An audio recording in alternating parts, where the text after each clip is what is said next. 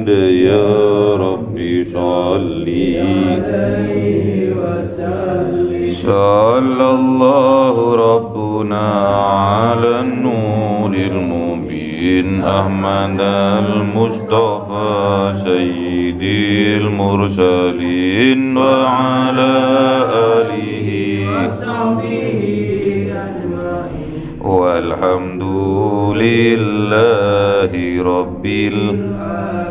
كلام قديم لا يمل سماعه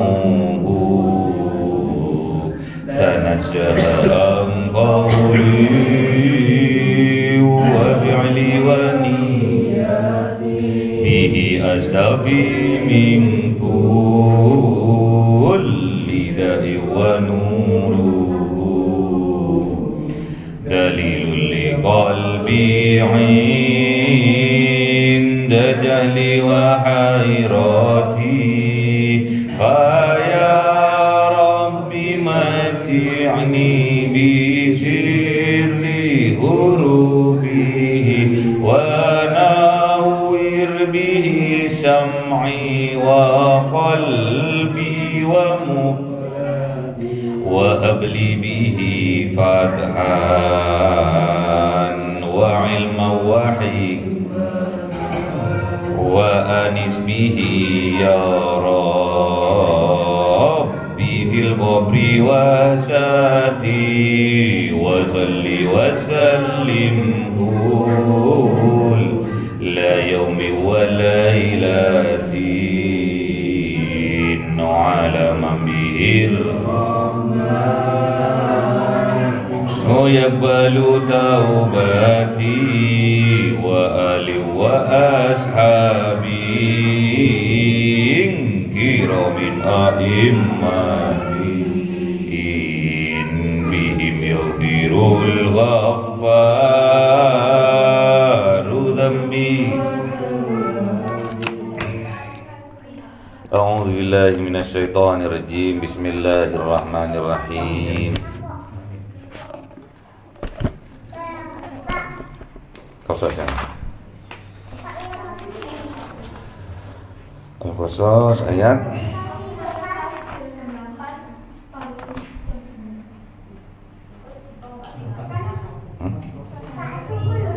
ayat 76 ya. 76 Mas. Hah? 76 atau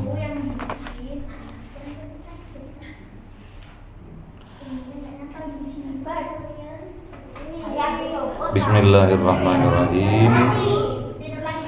Inna Qaruna kana min qaumi Musa fabagha alaihim wa atainahu minal kunuzi ma inna mafatihahu litanu bil usbah لا تنوء بالعصبة أولي القوة إذ قال له قومه لا تفرح إن الله لا يحب الفارحين وابتغ فيما آتاك الله الدار الآخرة ولا تنس نصيبك من الدنيا وأحسن كما أحسن الله إليك ولا تبغي الفساد في الأرض إن الله لا يحب المفسدين.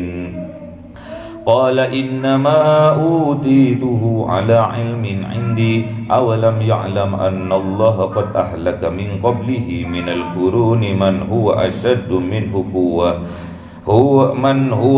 منه قوة وأكثر جمعا ولا يسأل عن ذنوبهم المجرمون. فخرج على قومه في زينته قال الذين يريدون الحياة الدنيا يا ليت لنا مثل ما أوتي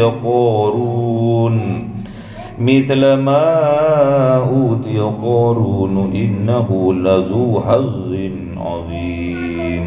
صدق الله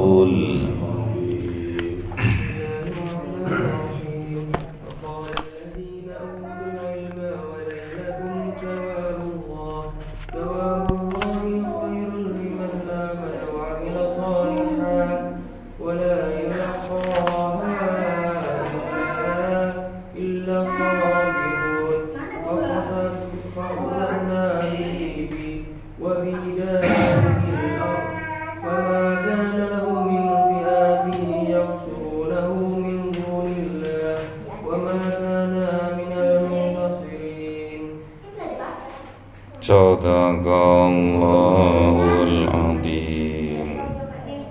Bismillahirrahmanirrahim.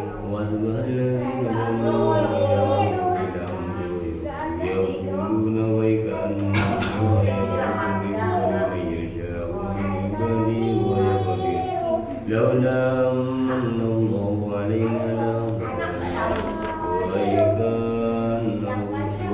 ويكنه لا يفلح الكافرون. صدق الله العظيم. أعوذ بالله من الشيطان الرجيم. بسم الله الرحمن الرحيم. تلك الدار الآخرة نجعلها للذين لا يريدون علوا في الأرض ولا فسادا والعاقبة للمتقين. من جاء بالحسنة فله خير منها ومن جاء بالسيئة فلا يجزى الذين عملوا السيئات إلا ما كانوا يعملون. Terus. إن الذين فرض عليك القرآن لرادك إلى معاد قل ربي يعلم من جاء بالهدى ومن هو في ضلال. Sadaqallahul azim. Ayo bang. Oh, bagaimana? Terus sih kemarin. Apa?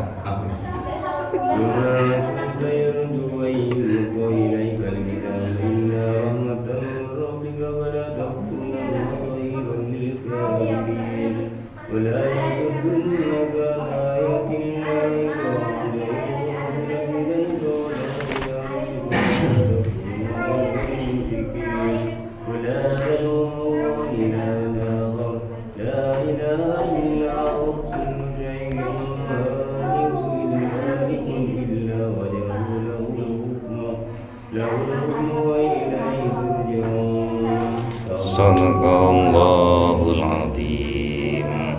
Al-Qasas 76.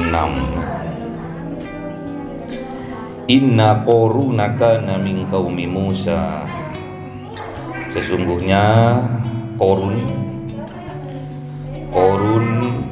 kana min qaumi Musa, ada siapa Qarun min qaumi Musa, dari kaumnya Nabi Musa. Jadi kalau sebelumnya diceritakan di Al-Qasas ini tentang Fir'aun itu dilebihkan dalam kekuasaan, kalau Qarun dilebihkan dalam kekayaan. Jadi itu bedanya. Kalau Fir'aun kekuasaan, kalau Qarun kekayaan.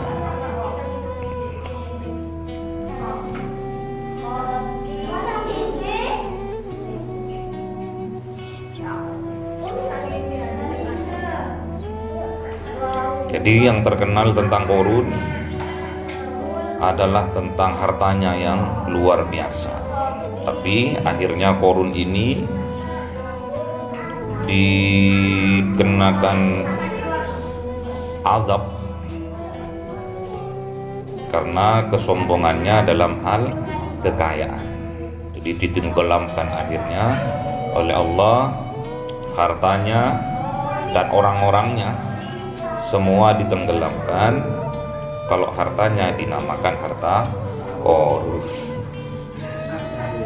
harta karun ya, kalau sekarang. Jadi kalau ada menemukan harta berupa emas, siapa tahu itu peninggalan dari Qarun.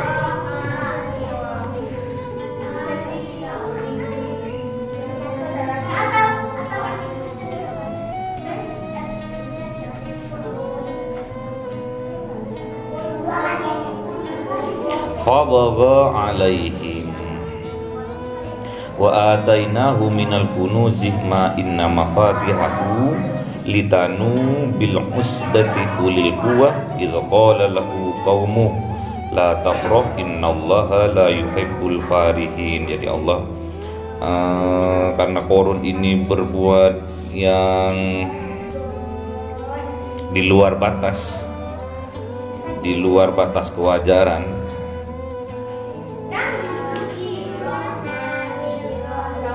karena berbuat aniaya terhadap kaumnya, terhadap bawahannya. Jadi Allah itu tidak suka terhadap orang-orang yang berbuat aniaya atau berbuat semena-mena. Kenapa kok berbuat seperti itu Qarun? Karena Qarun itu termasuk orang yang sombong atas kekayaannya. Jadi diceritakan di sini bahwa sampai kunci petinya Qarun itu kalau dipikul oleh orang yang kuat, itu sampai orang yang kuat itu memiringkan badannya berlawanan arah, saking banyaknya kunci-kunci yang dimiliki oleh Qarun. Kuncinya tok, seandainya ada orang yang kuat itu sampai miring orangnya itu tatkala membawa kuncinya peti dari kekayaannya Qarun itu. Idza qala lahu qaumuhu la tafrah innallaha la yuhibbul farihin. Jadi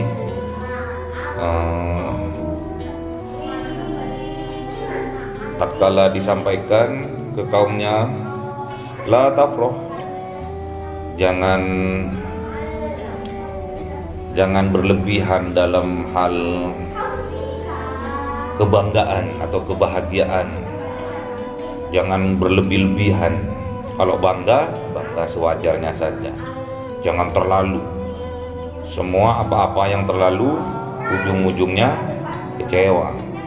Innallaha la yuhibbul farihin. Sesungguhnya Allah itu tidak mencintai orang yang berlebih-lebihan dalam berbangga-bangga. Sekarang kalau di zaman sekarang itu berbangga-bangga itu bukan hal dari kekayaannya saja, kadang dari kepintarannya, kadang dari jabatannya,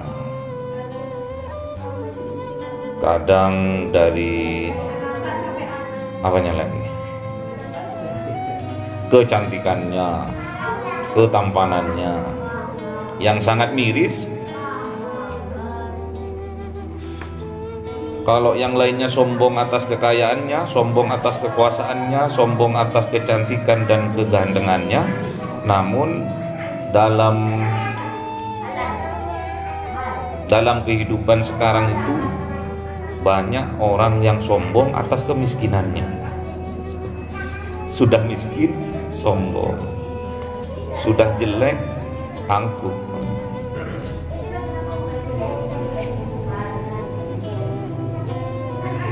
Wabtagi bima ataqallahu daral akhirah.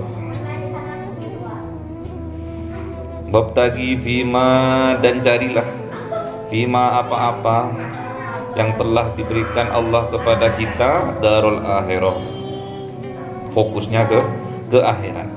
Jadi kita harus mencari kebaikan, harus mencari anugerah dari Allah, barokah dari Allah untuk buat sanggup kita ke negeri akhirat. Jadi kita harus berbahagia juga.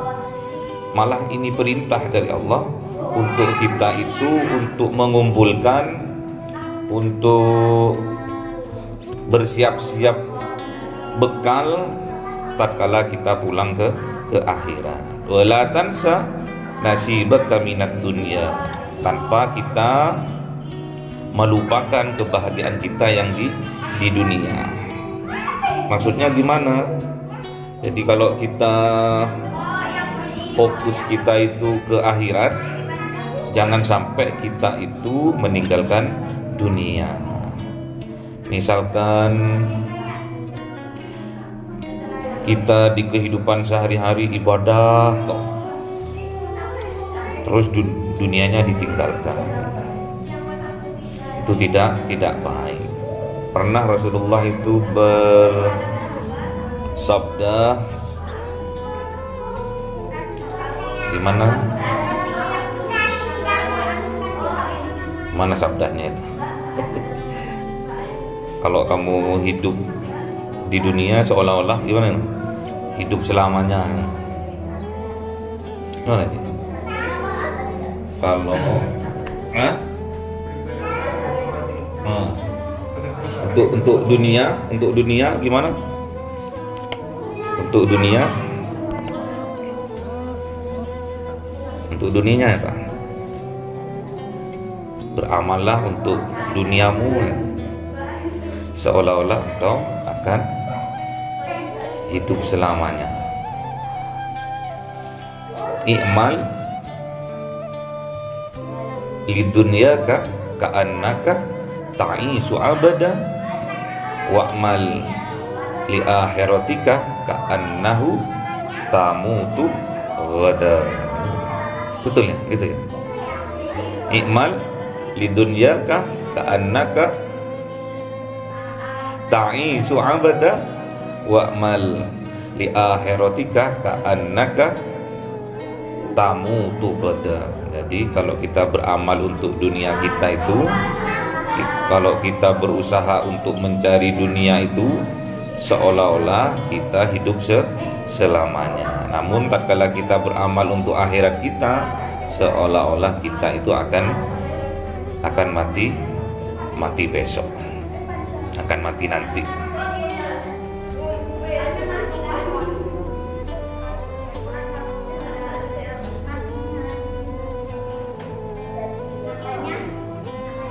Wa ahsin kama ahsanallahu ilaika, dan berbuat baiklah kalian sebagaimana Allah telah berbuat baik kepada kalian. Jadi kita itu harus berbuat baik kepada sesama, kepada sekitar, dari sesama manusia atau sesama ciptaannya.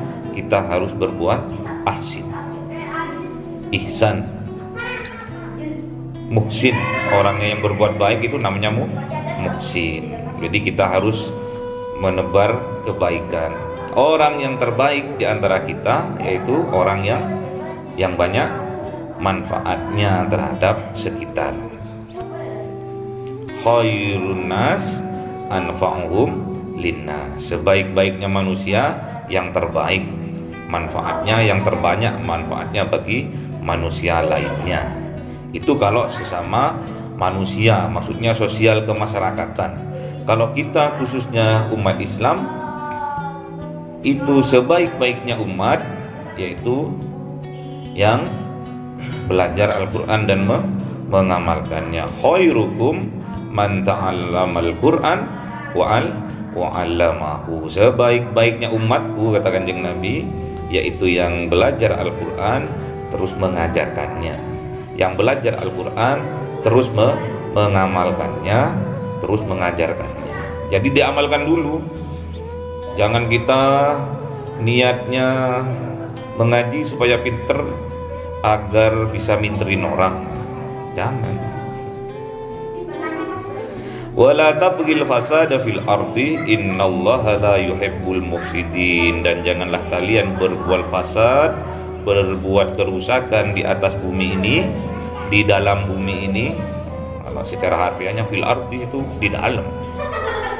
Innallaha la yuhibbul mufsidin. Dan sesungguhnya Allah itu tidak mencintai orang yang berbuat kerusakan. Jadi kalau di hakikatnya itu jangan sampai kita itu mendolimi diri sendiri.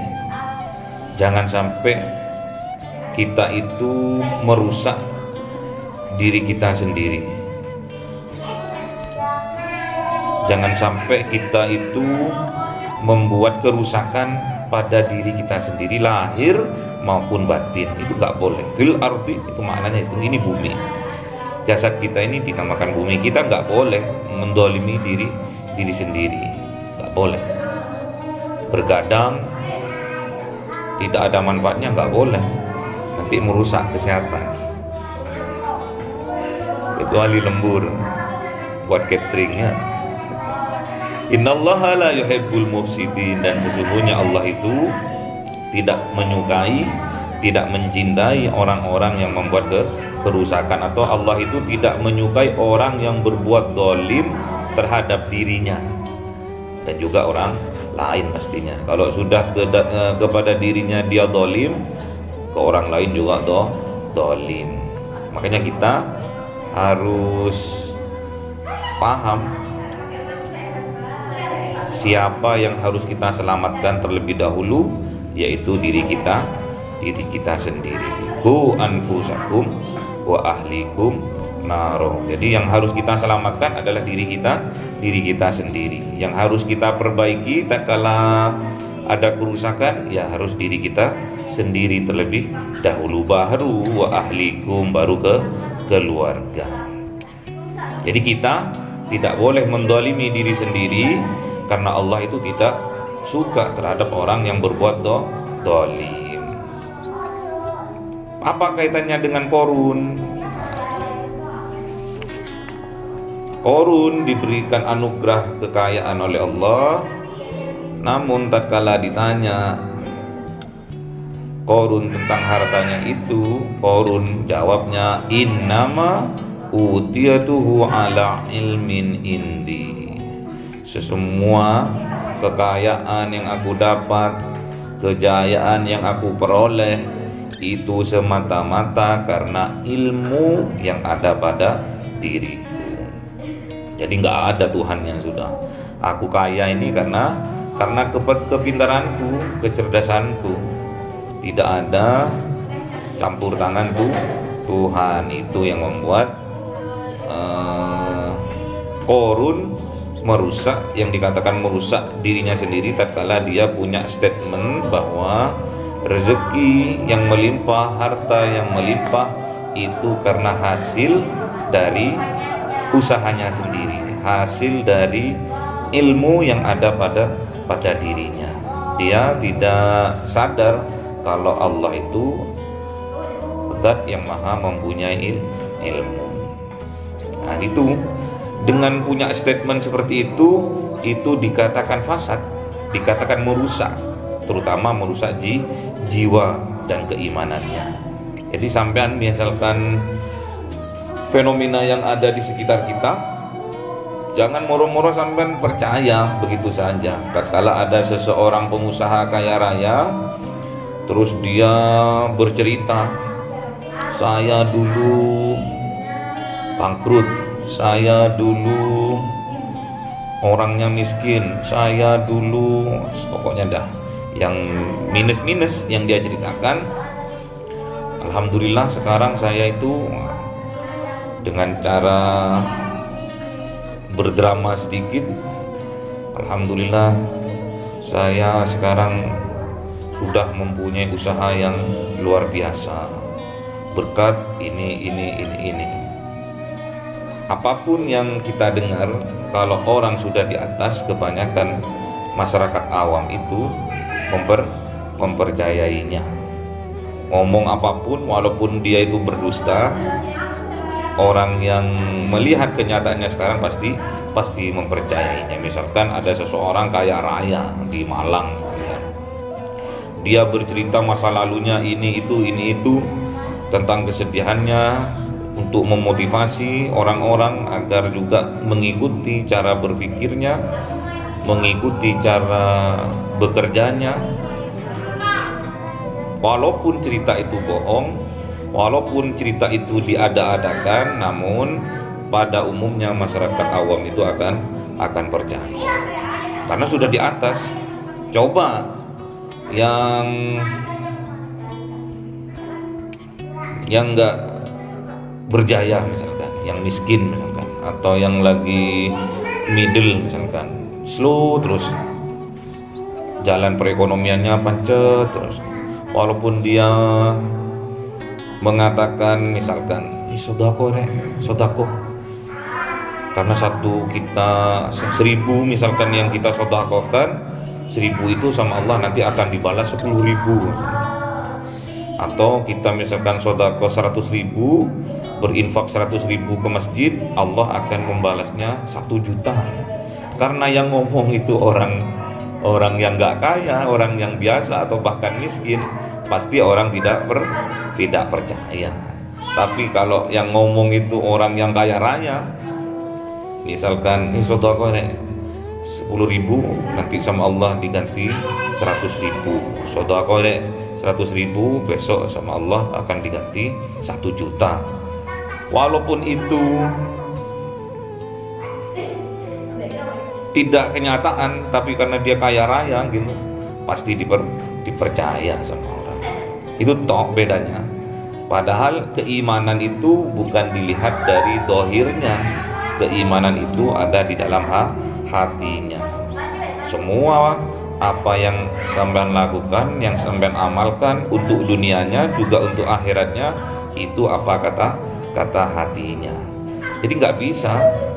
Apalagi tadi pagi diterangkan di Sulam, tadi pagi ya, di Sulam misalkan antar satu pondok dengan pondok yang lainnya itu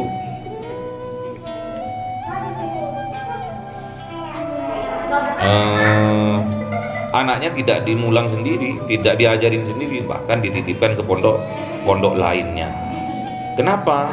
Karena sudah ada ikatan keakraban antara anak dengan orang tua. Akhirnya anak sama orang tua itu udah nggak ada sungkan-sungkannya. Tak kala seorang ayah menyuruh anak itu sholat misalkan, dia santai aja. Namun tak kala dia dipondokkan ke tempat lain, disekolahkan atau diasuh oleh orang lain, beda sudah.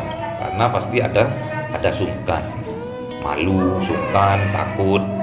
Tapi kalau sama orang tuanya sendiri ya ngambek titik aja wis nggak disuruh sudah ya tuh.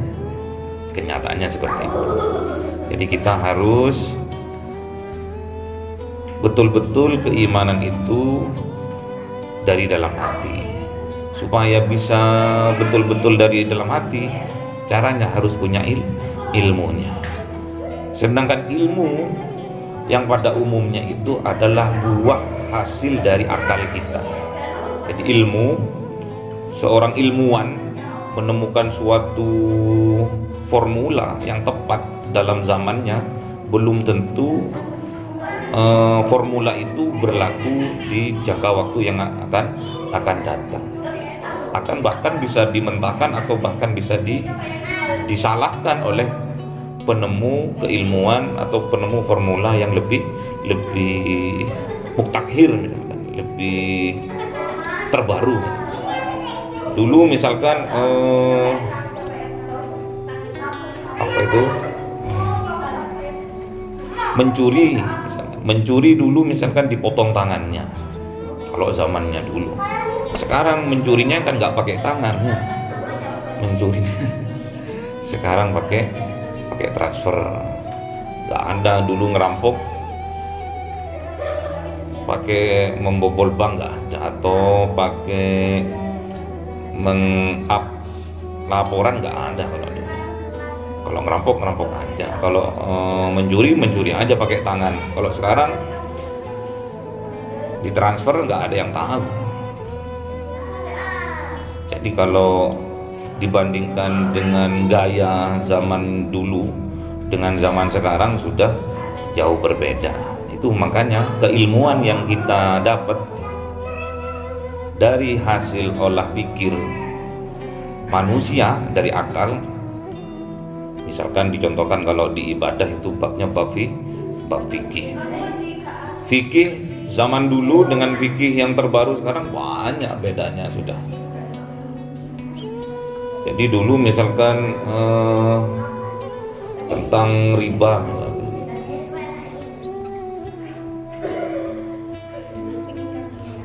tentang dulu rentenir, riba tentang sekarang perbankan yang sudah ada lembaganya misalkan. Makanya ada alatnya sekarang namanya usul fikih. Dalam ibadah juga seperti itu. Dengan canggihnya bertransaksi, kita misalkan membeli barang, kita nggak usah kita bertemu dengan penjual dan pembeli. Padahal syaratnya seperti itu, harus barang diterima dengan tunai, uangnya juga dengan tunai, barangnya juga dengan tunai. Sekarang dengan canggihnya elektronik, sekarang ada namanya Shopee, Bukalapak apa itu kalau di zaman dulu nggak ada dalilnya, itu haram pasti. Transaksi yang lewat Shopee diharamkan kalau dulu karena nggak tahu, barangnya juga nggak jelas. Tapi karena sekarang sudah ada fikih kontemporer yang terbaru, akhirnya sah-sah saja transaksinya itu gitu.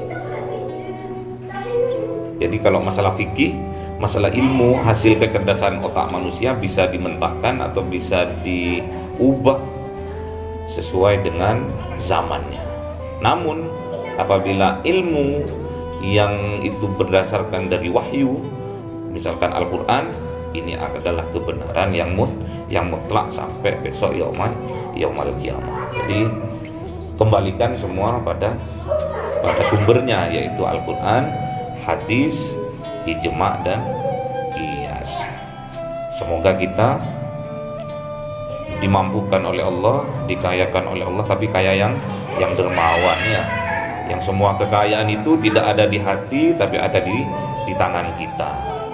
Kalau ada di hati kekayaan itu, kita hubud dunia, nanti banyak pikiran-pikiran, ilmu-ilmu yang akan membisikkan, akhirnya hawa yang keluar. Misalkan kita berkewajiban mengeluarkan zakat tiap tahun 10 juta, akhirnya karena seolah-olah 10 juta itu berat menurut dia, akhirnya dia keluarkan 1 juta. Sampai segitunya orang pengusaha sampai segitunya. Ya, kalau zakat itu udah hukum pasti ya, 2,5% itu harus dikeluarkan, kecuali pajak ya bisa dimanipulasi. Tapi kalau zakat itu masa manipulasi ya? Karena itu adalah urusan dohir sama batin. Jadi kita kalau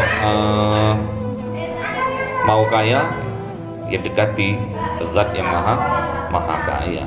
Sering saya bolak-balik mengatakan bahwa yang dinamakan kaya yang sebenarnya bukan karena banyak hartanya, namun kaya yang sesungguhnya adalah kaya hatinya. Itu ya.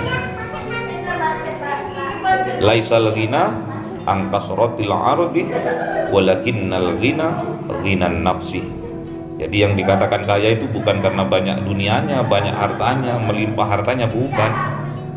Namun yang dikatakan kaya yang sesungguhnya adalah kaya hatinya. Tatkala diberi amanah kekayaan oleh Allah, dia akan infakkan ke jalan Allah, ke jalan fi sabilillah. Karena dengan berinfak ke jalan fi sabilillah itulah maka rezeki kita akan dilipat gandakan oleh Allah. Diibaratkan satu benih padi ditanam akan menumbuhkan 7 batang padi, dan setiap batangnya berisi 100 benih. Berapa semua? 700. Jadi sampai Allah itu melipat gandakan kekayaan kita, keberkahan kekayaan kita sampai 700 kali lipat. Dari 10 minimal sampai 700. Manja abil hasanati falahu asru amsalihah. Itu yang pertama. Jadi kalau kita membawa satu kebaikan, maka Allah akan membalas 10 kebaikan semisalnya. Atau juga matalul ladzina yunfikuna amwalahum fi sabilillah kamathali habbatin ambatan sab'a sanabila fi kulli sumbulatin mi'atu habbah wallahu yudha'ifu liman yasha wallahu wasi'un alim. Jadi Allah itu mengibaratkan orang yang berinfak di jalan Allah itu satu kebaikan semisal itu satu benih. Dari satu benih itu akan ditumbuhkan 7 batang. 7 batangnya itu berisi, setiap batangnya itu berisi 100 benih. Wallahu yudha'ifu liman yasha. Allah itu akan melipat gandakan hartanya orang-orang yang dikehendaki. Wallahu wasi'un alim. Dan Allah itu maha luas rezekinya, dan Allah itu mengetahui siapa dari hamba-hambanya yang pantas untuk dikayakan dan dilipat gandakan hartanya. Allahumma rahamna bil waj'alhu lana imama wa nura wa huda wa